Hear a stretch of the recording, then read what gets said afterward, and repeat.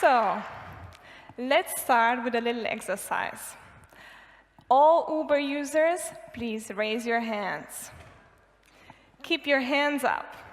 Imagine you leave today's conference and you decide to Uber. The app tells you the waiting time. How long are you willing to wait? Keep your hand up if you're willing to wait for 1 minute. Keep your hand up if you're willing to wait for 5 minutes. 8, 10, 15. That's crazy. Half of you put your hands down. I said 8 minutes. Would you have waited in the past before this app existed?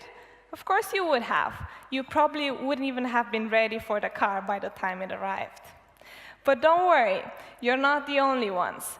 Uber published a series of graphs last year showing people's willingness to wait for an Uber, how this changed over time, and how it differs from city to city. You see the space in between those two lines shows the shifting patience. So this is true for one city, but the exact same pattern applies to 9 other cities out there. So basically, the longer Uber has been in a city, the less willing to wait for a car everyone becomes. So Uber realized they have to constantly raise their bar. But this is not a completely new insight. It was actually nailed years and years ago by one of my favorite trend spotters, Louis C.K. Do you feel that we now, in the 21st century, we take technology for granted? Well, yeah, because now we live in an amazing, amazing world, and it's wasted on the crappiest generation of just spoiled idiots that don't care, because this is what people are like now. They got their phone, and they're like, it won't. Give it a second. It's going to space. Can you give it a second to get back from space? Is the speed of light too slow for you? Yeah.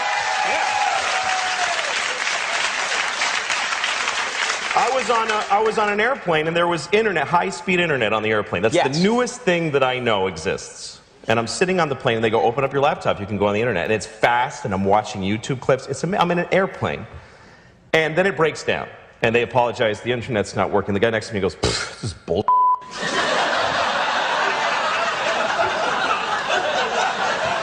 Like, how quickly the world owes him something he knew existed only 10 seconds ago. Right. Sounds familiar? Well, Uber and the internet speed are just 2 examples. But think about how other brands are changing your expectations every day. Just a few examples. Airbnb is changing your expectations from travel towards a more authentic and affordable one.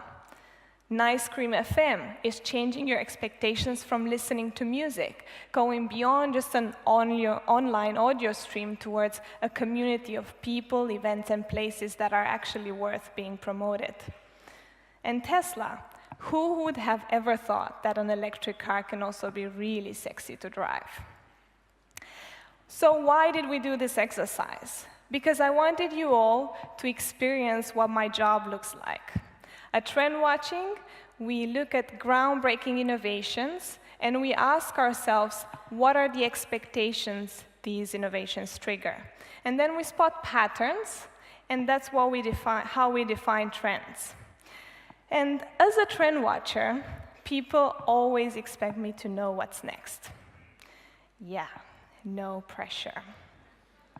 In the workshops and presentations I run with companies all over the world, I moderate their innovation process, and I help them stay ahead of time and ahead of competition by applying trends to their business.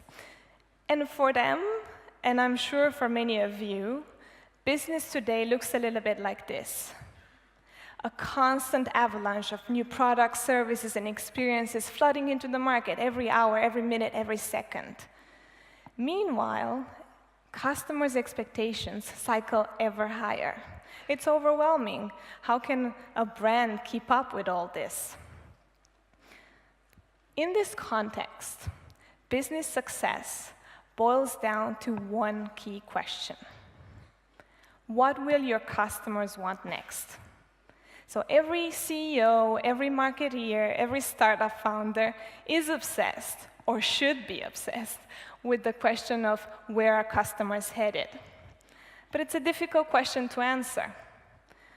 One traditional approach, ask customers what they want. Questionnaires, panels, focus groups. But most of the times, the difference between what people say they want and what they really want is light years apart. OK, so forget about asking them. How about watching them? Well, this kind of ethnographic fieldwork can really give you deep insights, but it's hard, it's slow, and it's very expensive. But wait, problem solved. We have big data. But while data is great at optimizing what you're already doing, it can rarely bring you insights about something that is truly new. So what's the answer? Well, we've been hard at work last year, tearing apart what we do, why we do it, and we put everything in a book. And in this process, we realized that our methodology was based on a powerful counterintuitive truth. And if there is a secret to customer centricity, then it's this. To anticipate what people will want next, you have to stop looking at customers and start looking at businesses, at those innovations that people are lavishing their attention on. To get to the heart of this sentence, it really pays off to look at how a trend comes into existence. Trends emerge as innovators address people's basic human needs and wants in novel ways. I know, there's a lot in this sentence already, so I'm going to unpack it for you, OK? What our model says is that on the one side, you have change, technological, societal, economical change. You can't stop it, no matter what you do. On the other hand, you have human basic needs. You know them. Connectivity, status, safety, self-improvement. These rarely, if ever, change. At the beginning of last year, in North America, 100 million hours of how-to videos were watched. What do you think was the #1 how-to question being addressed? It was how to kiss. So we have this amazing, amazing technology at hand, only 10 years or so old, and we still use it to answer some of the most fundamental questions out there.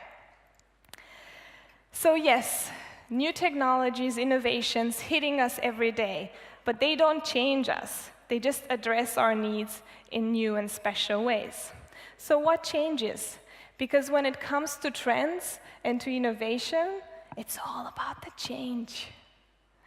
The only thing that changes are our expectations. There's a constant tension, a gap in between what is currently available and what we really want. And this gap is the secret to spotting trends, and it's the key to innovating. This means that if you are innovating around people's basic needs and you forget to look about what is changing, then you're just going to create more of the same. If everything you're thinking about is what is changing out there and you forget about people's basic needs, you're just going to create fads and novelties. So what you're aiming for is this sweet spot, the place where needs overlap with change and create new expectations. In other words, if you track trends, this will help you meet and surpass customers' rapidly changing expectations, because trends are nothing more than patterns in customers' expectations. Now, the most exciting part about expectations is the fact that they travel between industries, between regions, and between demographics. Let's stick to Uber and transportation, because we started out the day with Uber. Uber changed the way we travel across cities all over the world. And it created this expectation of one-touch service. You click it, your car is there in a few minutes. But this expectation traveled to other industries as well. Darty is a French electronics retailer. They created this button. You stick it to your fridge. Anytime you have a problem with any of your appliances, you just click it, and someone from Darty calls you back. So it's one-touch customer service. Amazon Dash. You click, you order more of your diapers, detergent, or whatever you have on your pre-selected shopping list. Mine caters to a 7-month-old baby. In Indonesia, you can click for a cleaning service, you can click for a massage, you can push for pizza, and in New York, you can even click for a lawyer. So that's expectation transfer in action. This is how it applies to products and services.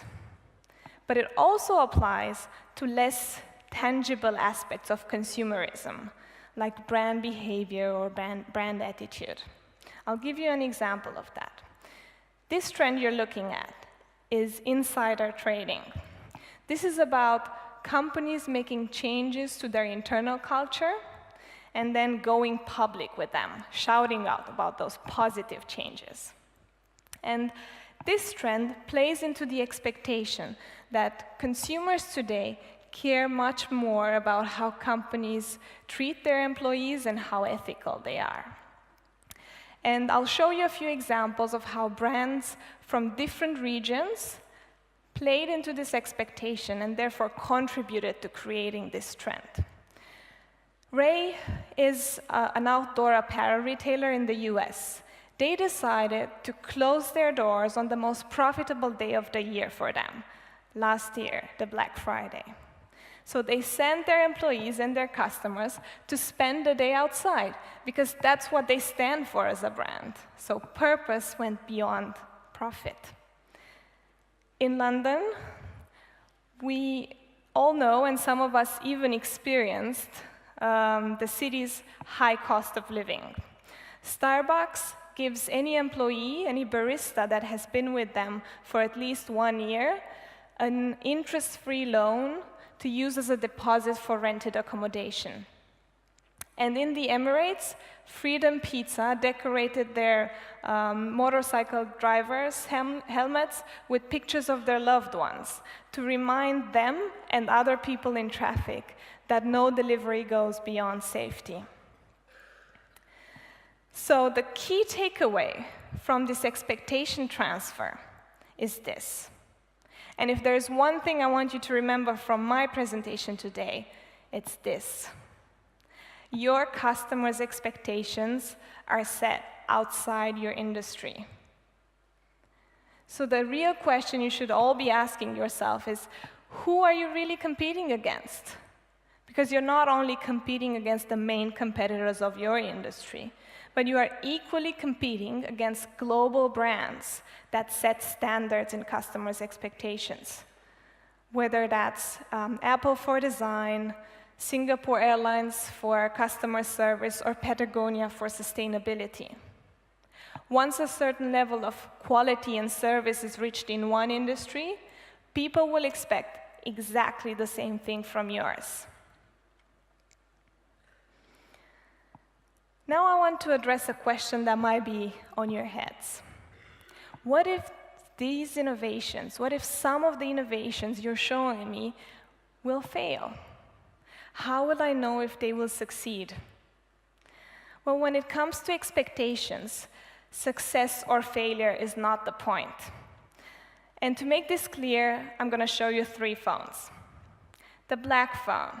This is covered by end-to-end encryption. You lose it, none of the data that you exchange through it can be read by anyone. Then we have the fair phone. Everything that is unfair about the phones you have in your pockets, this phone does it right. So it's highly recyclable, it's made with conflict-free minerals, and it also has a modular design, so if it breaks, you can open it and repair it yourself.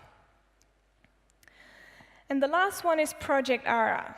In the meantime, this project was canceled, but check the video.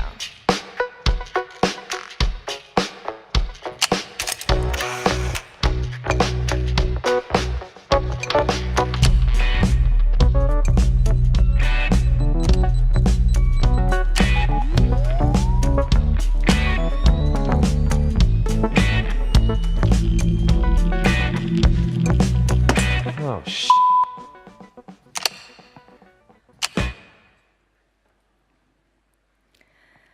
I'm not saying that any of these phones will be in everyone's pockets next year. But what I'm saying is that the expectations these phones trigger are already in everyone's heads. How many of you broke your phone screens, your smartphone screens? You've only seen this video 10 seconds ago. I bet you're already asking yourselves, how come it isn't that easy for me to just slide a new one in, and I have to send it, pay a lot of money, and it takes ages? So expectations spread very fast. Therefore, the success or failure of an individual innovation doesn't matter. What matters are the expectations it triggers. So now you know the secret. To anticipate what people will want next, you need to stop looking at customers and start looking at businesses. Ask yourselves, what are the expectations that these innovations trigger?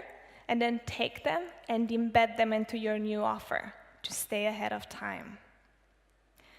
So we started out the talk by feeling overwhelmed by this amount of products, services, and experiences that flood the market. But I think now you know what you need to do to turn this overwhelming amount of new innovations into opportunities for your business. All you need to do is pay attention to what's going on right now, track trends, and the future will no longer take you by surprise. Mulțumesc!